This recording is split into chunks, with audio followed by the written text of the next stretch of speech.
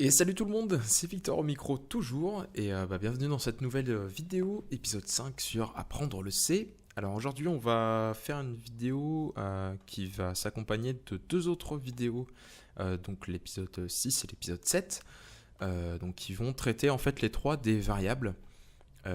Donc les deux premières vidéos, en fait, on va s'intéresser à comment est-ce que c'est représenté au niveau de la mémoire, comment est-ce qu'un PC comprend des variables, que ce soit donc les trois principales, on va dire, donc les nombres entiers, donc 1, 2, 3, 4, ou moins 2, moins 3, moins 4, etc.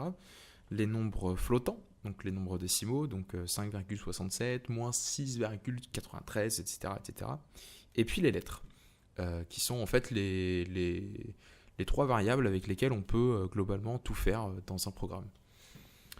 Donc les deux premiers épisodes vont vont s'atteler à expliquer en fait donc celui-là pour cet épisode-là les nombres entiers et les lettres, et l'épisode prochain les nombres décimaux.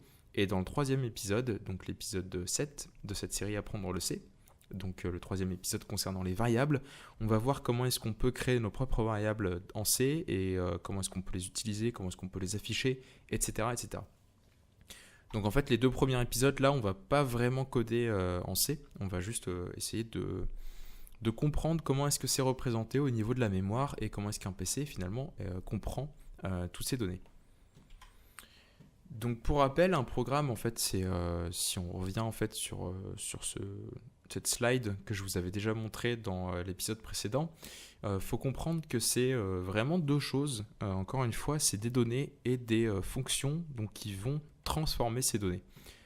C'est le cas d'à peu près tous les programmes si on se place à un niveau assez haut, on va dire. C'est le cas pour les jeux. Donc, par exemple, les données en entrée, ça va être les textures, les modèles 3D, les sons, ou des choses un petit peu plus méta, un peu plus spécifiques au jeu, comme par exemple si c'est un RPG, les statistiques des armes, etc., etc., qui vont rentrer en fait dans des fonctions qui vont traiter ces données et qui vont retourner d'autres données à la fin. Donc par exemple, si on parle des modèles 3D, des textures, la donnée qui est retournée à la fin, c'est la couleur d'un pixel sur un écran. Puisque ça sert à ça, hein, ça sert à afficher des pixels sur l'écran. Si on parle des données un petit peu plus méta, comme je vous ai illustré tout à l'heure, enfin juste maintenant en fait, avec les armes d'un RPG, avec les statistiques, la donnée qui va sortir, ça va être par exemple le nombre de dégâts qu'on fait concrètement. Donc en fait finalement on a des données en entrée, des données en sortie, et globalement n'importe quel programme fonctionne comme ceci. Par exemple, Photoshop, il va avoir des données en entrée qui vont être les pixels d'une image, et il va transformer ces pixels en d'autres couleurs, pour afficher une nouvelle image en sortie, donc etc., etc. Et si on revient encore une fois sur cette espèce de petite métaphore que moi je trouve assez sympa pour illustrer ce concept. Donc la dernière fois, je vous rappelle, j'avais utilisé cette image, on va dire cette comparaison du colis que vous achetez sur internet et qui passe par tout un tas d'étapes qui représentent en fait peut-être des fonctions si on devait programmer un logiciel de ce type. Donc par exemple transporter le colis jusqu'à un camion qui va le transporter dans un port, qui va ensuite le mettre dans un bateau, le colis ensuite il va arriver dans un entrepôt, il va subir des phases de test pour savoir s'il est conforme, s'il est bien livrable, on va dire, et puis il va être livré jusque dans votre boîte aux lettres. Donc toutes ces étapes, on peut imaginer que ce soit des fonctions, mais toutes ces fonctions finalement concernent toujours une donnée, en l'occurrence ici le colis. Et donc les données dans un programme de n'importe quel langage qu'il soit, ce sont des variables finalement. Donc c'est représenté dans le programme par des variables, et ces variables sont manipulées par des fonctions pour arriver au résultat final. Et maintenant, je vais essayer de vous expliquer en fait comment est-ce que sont représentées les données, comment est-ce qu'elles sont perçues, comment est-ce qu'elles sont comprises en fait par un PC, donc par un processeur, et puis comment elles sont stockées en fait en mémoire en règle générale. Donc si vous vous souvenez, la dernière fois, dans une des vidéos précédentes, je vous avais dit qu'un PC finalement il comprend que des 0 et des 1. Il est binaire, donc il comprend vraiment 0 ou 1, tandis que nous, pour représenter des nombres par exemple, on a une base 10 qui nous permet d'aller de 1 à 10. Et puis après, pour aller au-delà de 10, en fait, on revient à 1 à chaque fois. Donc on fait finalement 1, 2, 3, 4, 5, 6, 7, 8, 9, 10. Ensuite, on revient à 1 avec 11, 12, 13, 14, 15, 16, etc. etc., etc. Un PC, lui, comprend du binaire, comme je vous ai dit, ce qui fait que, imaginons qu'on veut représenter 49 sur un PC. Alors, je vais peut-être écrire avec un autre stylo, ce sera plus lisible. 49, finalement, comme je vous ai dit, il comprend que du binaire. Donc, c'est basé sur de la puissance de 2. Donc, si on fait des colonnes avec 2 puissance 0, 2 puissance 1, 2 puissance 2, 2 puissance 3, 2 puissance 4, 2 puissance 5, 2 puissance 6, 2 puissance 7, etc., etc. Ce qui correspond ici à 1, 2, 4, 8, 16, 32, 64, 128, etc., etc., 256, 512, 1024, etc. Oula, les nombres ici sont mangés, je l'avais pas vu, donc désolé. J'espère que c'est quand même lisible. Et ben au final, 49, si on regarde bien, pour le transformer en binaire, on va prendre le premier nombre, enfin le premier 2 puissance quelque chose qui est le plus grand possible dans lequel on peut mettre 49. En l'occurrence ici c'est 32, donc on va mettre un 1 à 32. Ensuite, on va ajouter les nombres qui sont, donc cette fois-ci les puissances qui sont vers la droite. Est-ce qu'on peut mettre 16 ou pas? En l'occurrence oui, on peut mettre 16, ça fait 48. Et après il nous manque plus qu'un 1 à ajouter, donc ici. Et le reste, on met des zéros. Donc en gros, si on revient sur quelque chose de plus logique et de plus simple, 49, c'est 1 fois 32, plus 1 fois 16, plus 1 fois 1. Et donc, le binaire de 49, en fait, c'est 1, 1, 0, 0, 0, 1. Donc voilà comment représenter 49 en mémoire.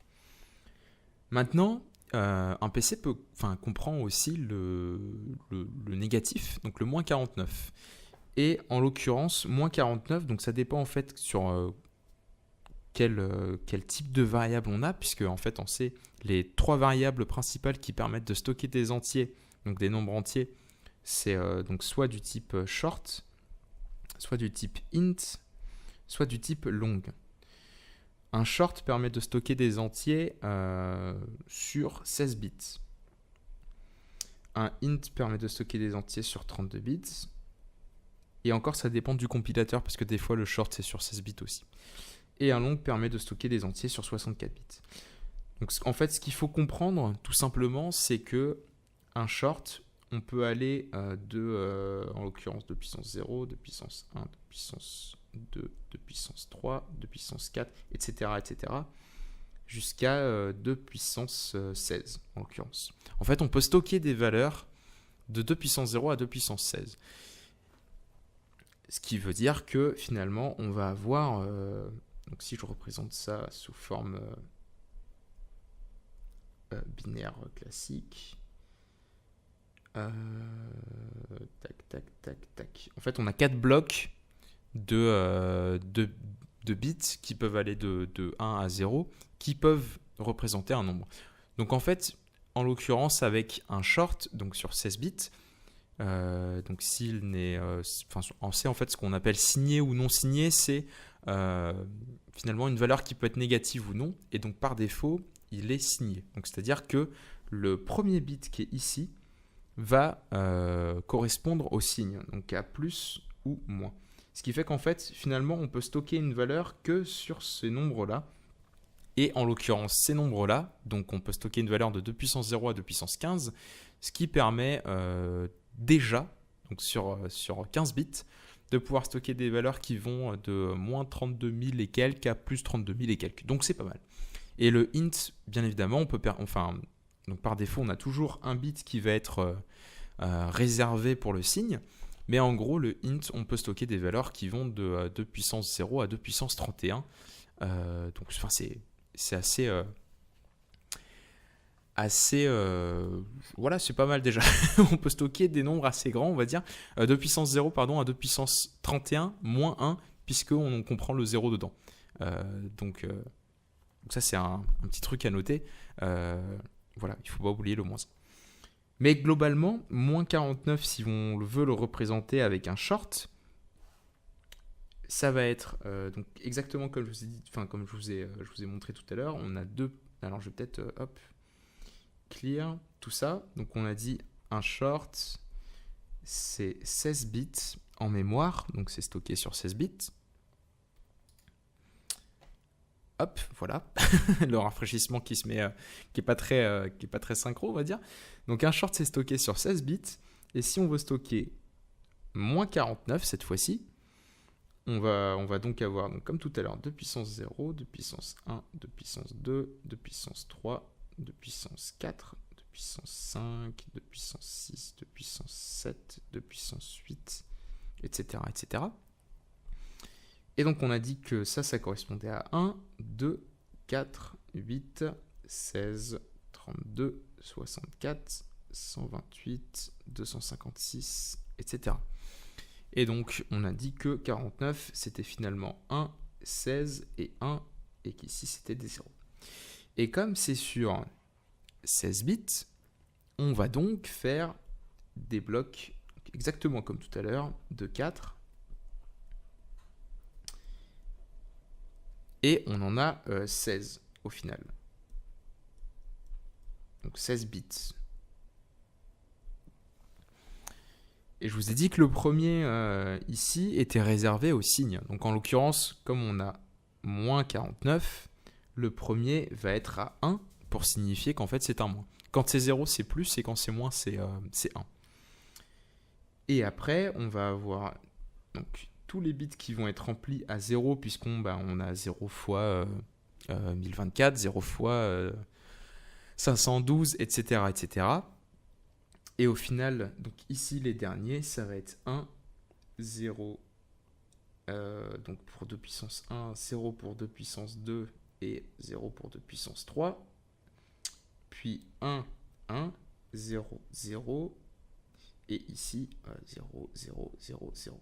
Donc voilà comment en fait elle va être représentée moins 49 si on le stocke dans un short, donc sur 16 bits. Ça va être exactement ce nombre-là. Après, globalement, pour le int et pour le long, en fait, c'est la même chose, sauf qu'on va avoir énormément de zéros en plus ici, puisque finalement, comme c'est fait pour stocker des valeurs qui peuvent être assez grandes, vous vous imaginez bien que qu'on augmente le nombre de zéros ici à chaque fois. Donc voilà comment est représenté en fait moins 49 avec un short, donc sur 16 bits. Sachant que si vous stockez des valeurs en C, donc avec un short, vous n'allez pas pouvoir stocker des valeurs qui va être par exemple moins 3 millions. Puisque comme je vous ai dit, on peut au maximum stocker des valeurs qui vont de moins 2 puissance 50... de moins 2 puissance 16 moins 1 jusqu'à moins... de moins 2 puissance 16, pardon, jusqu'à 2 puissance 16 moins 1. Donc ce qui correspond à moins 32 000 et quelques et plus 32 000 et quelques. Donc il faut toujours considérer ça et garder ça en tête en fonction de la valeur que vous voulez stocker. Et il ne va pas vous falloir en fait le même type que vous allez déclarer pour créer la valeur. Parce que si je veux créer une variable qui va s'appeler Toto et qui va contenir moins 49, en C en fait je vais écrire short Toto égale moins 49. Et ça c'est possible. Je peux écrire aussi int Toto du coup égale moins 49. C'est aussi possible. Mais si imaginons maintenant je voulais écrire int Toto 2 est égal à moins 4 millions, je ne pourrais pas l'écrire dans un short en fait. Sinon ça va planter. Si j'écris moins 4 millions dans un short, il va me dire attention, dans un short on peut stocker des valeurs que de moins 32 000 et quelques à plus 32 000 et quelques. Donc c'est impossible de mettre moins 4 millions. Donc voilà. Maintenant, comment est-ce que fait un PC pour stocker des lettres parce que c'est aussi assez important. Donc en C, pardon, le type qui permet de stocker des lettres, c'est char. Donc en fait, comme le int, comme le long et comme le short, le C, quand il va être compilé, donc il va passer par le compilateur. Quand le compilateur va voir char, il va dire ah, attention, ici, on va le traiter comme un caractère. Donc un caractère, en fait, c'est tout simplement une lettre ou un...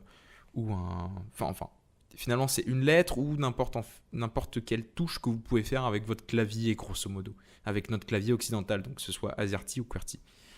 Donc, qui va dire attention, on traite ça comme un caractère, et en fait, les caractères, dans ce qu'on appelle la base ASCII, qui est la base classique occidentale, ils sont stockés donc de 0 jusqu'à 255, ce qui veut dire qu'ils sont stockés sur 8 bits. Ça correspond à 8 bits. Ça.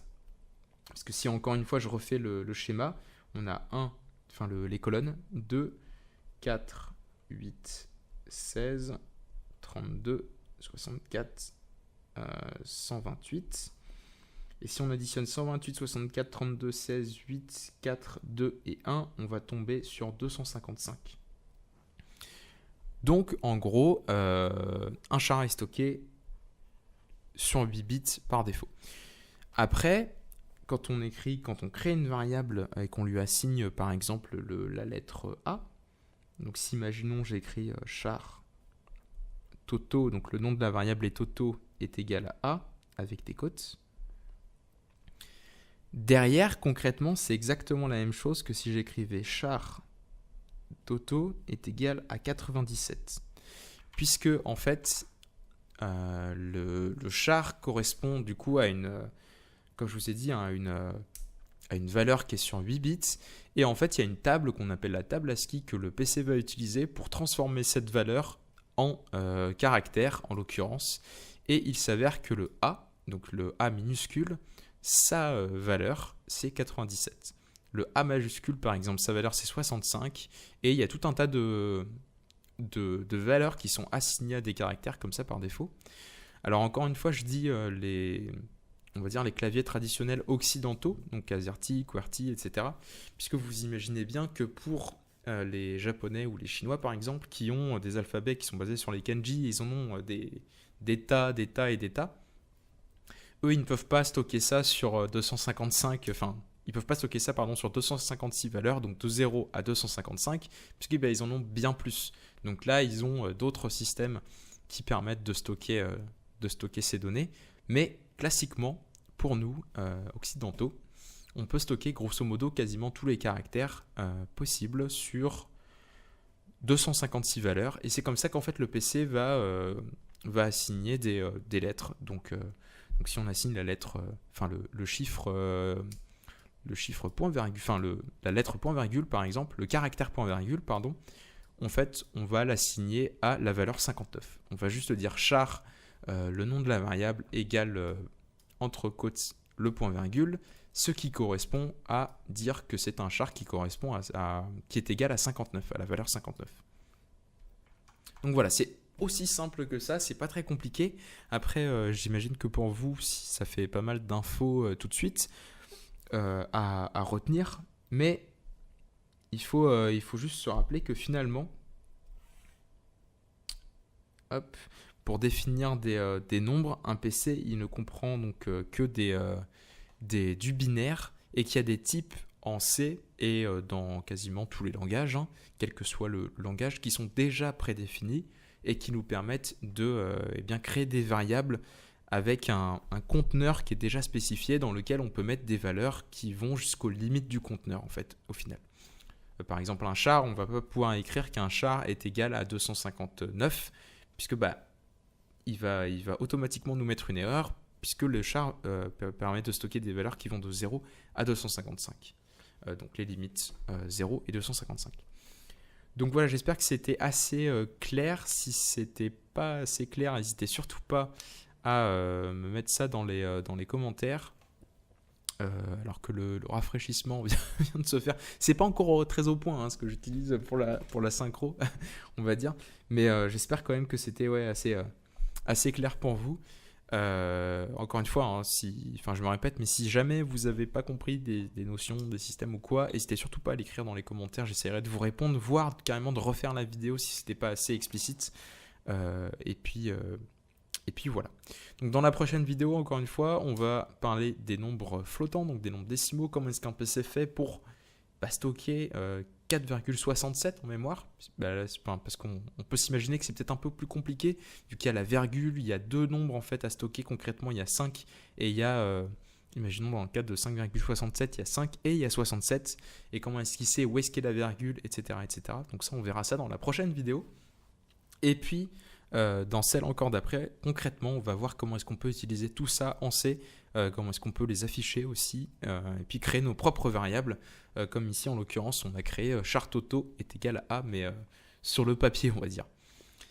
J'en profite de cette vidéo pour faire un petit peu d'auto-promo, puisque j'ai un site web en fait qui s'appelle developingstuff.com, sur lequel vous pouvez trouver des articles liés donc soit au développement, globalement à quasiment tout. Enfin, je traite un petit peu tout. Je me fixe pas forcément des contraintes à ce niveau-là.